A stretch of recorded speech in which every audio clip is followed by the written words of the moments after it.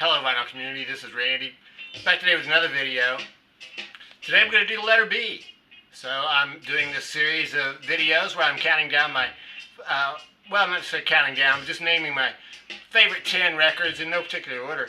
My favorite 10 records for each letter of the alphabet according to the album title. So I've already done A, and today I'm going to do the letter B. A couple clarifications from previous videos. Last video I showed a record by Gong, and I mentioned the trilogy that came afterwards. I couldn't remember the name of it, but this is what I was referring to, Gong. The Radio Gnome Invisible Trilogy. So this is a CD, I guess not really a box set, it's a book that comprises those three albums. So it's very cool. So those three albums were called Flying Teapot, Angel's Egg, and You. So, and all three of them together sort of tell a story, I guess, about the planet Gong. Another follow-up, I wanted to mention that one of the viewers of my last, for the letter A, mentioned Avalon, Roxy Music's Avalon. Shouldn't that have made my top 10? Well, if I thought about it, maybe it would have, and I do have that album. But I have it as part of a box set, a Roxy Music box set, so it doesn't show up individually in my Discogs. So it's not a perfect system. So anyway, I did think about this time though, but there's no Roxy Music albums that begin with B. I do have a Fleetwood Mac box set. It's sort of the same, well, it's only 4 albums though, but Bare Trees was in there. This did not make my top 10. I'm just showing this because I did think about it, and beautiful album cover here. I think this album is from 1972 or something like that. And this is the album that Bob Welch introduced the song Sentimental Lady. So, fantastic album. Christy McVie, very important on that album. Another honorable mention album that just didn't quite make the cut was Angry Samoans. This is a hardcore album from 1980. Angry Samoans, a Southern California band. It's a fantastic album. This is not the original issue. This is a German reissue on Aggressive Rock Production Records. So, yeah, this didn't quite make the cut, but yeah, excellent album. And then, if I'd had it on vinyl, it probably would have been part of it. This is Sonic Youth, Bad Moon Rising. Well, yeah, Bad Moon Rising is the name of this CD. It's sort of a compilation. I think an album called Bad Moon Rising, and then like there was a single added to this. 2 songs from the single, and then a couple other songs. So, very cool. But I don't have that on vinyl. So, starting my, and then I wanted to mention also that a commenter mentioned, NGK Boston, Mike in Boston mentioned that he'd started a very similar thread. Instead of going by album title, he's going by the band name or the name of the performer. So he's done a couple letters. So I'll leave a link to one of his videos down there below. So letter B. First one I have is Back in Black. AC/DC's Back in Black.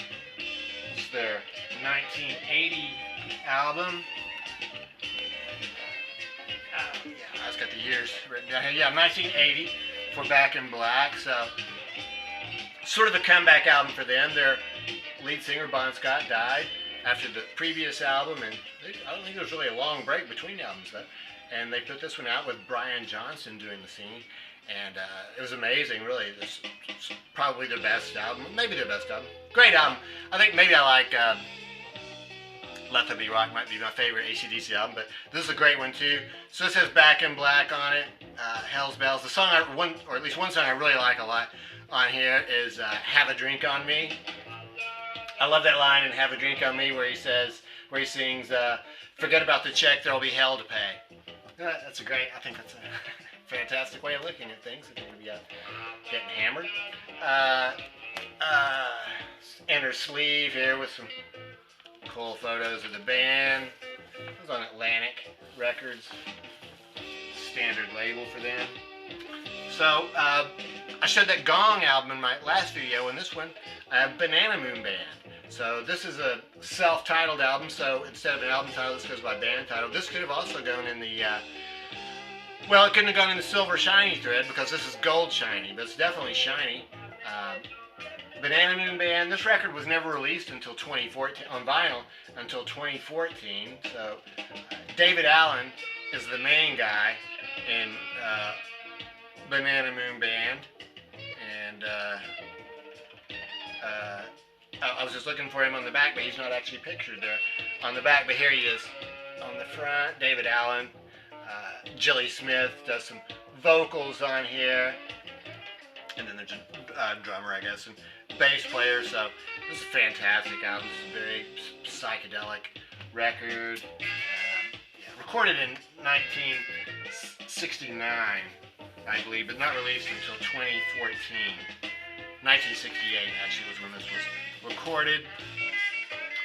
Only been pressed once, and 2014 was the year for that, so it's a fantastic album. It also comes with some inserts and some pictures of the band and stuff like that, so awesome record. Band of Gypsies. I always thought the name of this band was Band of Gypsies, but it's cataloged as just Hendrix. It doesn't even actually say Jimi Hendrix, it just says Hendrix. So Band of Gypsies is his band with, who is it that plays on here? Billy Cox and Buddy Miles. Billy Cox on bass, Buddy Miles on drums. It's from New Year's Eve at the Fillmore East in 69-70. Fantastic photo there. This was released as the entire weekend, I guess, as a 4-record box set called Songs for Groovy Children. But yeah, that wouldn't work for the letter B. So, Band of Gypsies. I think the most awesome song on here is Machine Gun, fantastic. But the whole album is really excellent. That's on Capitol Records. A very basic label there. Bear's Choice. History of the Grateful Dead, Volume 1. This is a Grateful Dead live album from 1973, but it was recorded at the Fillmore East on February 13 and 14, 1970. So recorded just about, about 6 weeks after the Hendrix album we just saw. And this has a fantastic album cover, Bear's Choice. So I guess that's Bear there in the middle. This is also, I think this is the first appearance on an album of the Bears trucking around the perimeter there. This has Smokestack Lightning is the centerpiece of this album. Fantastic. Also has some acoustic songs. It has Jerry and Bob singing Wake Up Little Susie, the Everly Brothers, Wake Up Little Susie. This is a audio fidelity. Pressing on that one. Black and Blue. The Rolling Stones. Album cover for that, 1976. This album, I think this has always been my favorite Rolling Stones album. I'm not totally certain it's my favorite Rolling Stones album. It's certainly right up there. I think probably because this one came out, when I was really getting into the Stones. It's only Rock and Roll came out before this. I guess I got that one too, also when it came out. But yeah, Black and Blue. So it says, well, what's on here? Memory Motel, Full to Cry. This awesome hit song on here. Hot Stuff starts with Hot Stuff, and Melody, fantastic song. So this is the inner sleeve, and just sort of shows, I guess, how the tracks were divided up, stuff like that. And this is on Rolling Stones record, custom label there.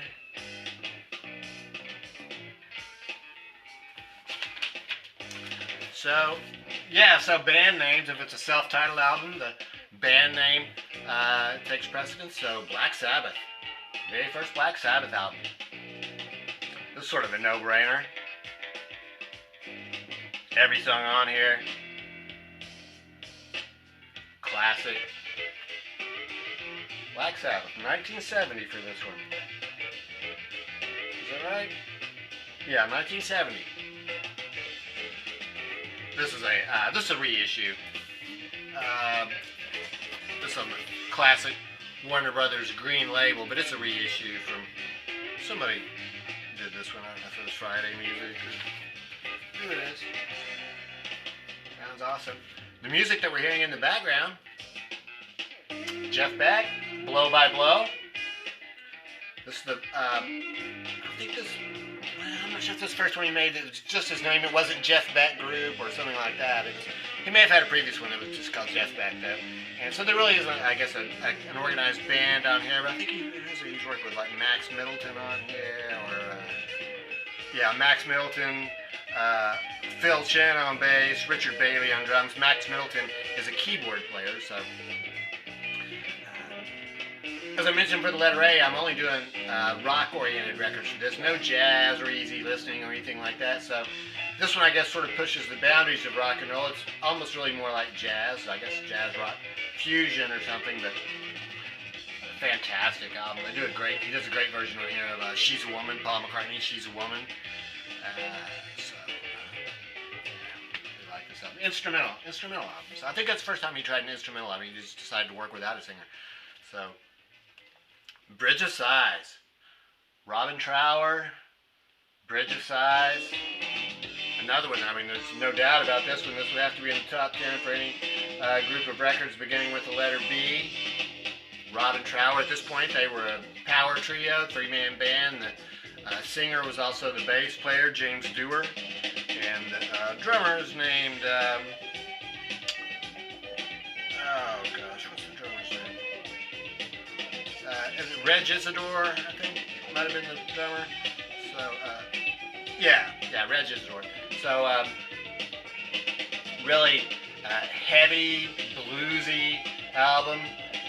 Starts out with Day of the Eagle and then Bridge of Sighs. Two Rolling Stones, classic FM radio song, I think. A little bit of Sympathy. Once again, this is a reissue. This album came out in 1974 on Chrysalis Records. Mine was a reissue from more recently. Bull of the Woods. This is one that is kind of squeaky. This is sort of an unusual album. 13-4 Elevators. My favorite of the 13-4 Elevators records. It's extremely psychedelic. One of the other guys sings some of the songs. Rocky Erickson doesn't necessarily sing all the songs on here, but this is, I think, their most psychedelic song they ever recorded. May the Circle Remain Unbroken. Last song on side 2. This is when I think they were going through a lot of legal problems and stuff like that when this was recorded. 1969 for this album.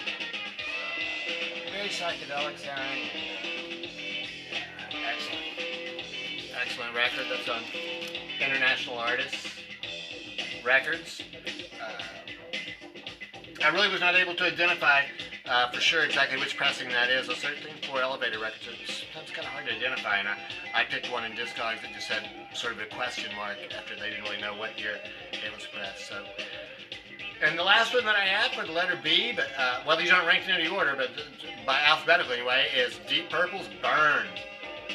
Fantastic album. This is the first album with David Coverdale as the lead singer. They also added Glenn Hughes on bass, and he does some vocals too. So the song Burn, fantastic. Might Just Take Your Life. They did this really incredible song called Mistreated, which is really just a straight blues song and really gives David Coverdale a chance to show off his vocal skills. I love this album cover with the melting faces there on the back. Yeah. Deep Purple, Burn. Once again, reissue here. So, 1974. 1974 for Burn. So, so that's it. That's my favorite 10 records, for, rock-oriented records for the letter B. And yeah, let me know which ones I left out, what records I left out. Of course, I can only show the ones that I have. There are a lot of others that could have made the honorable mention list. Marine Girls Beach Party, Joni Mitchell's Blue album.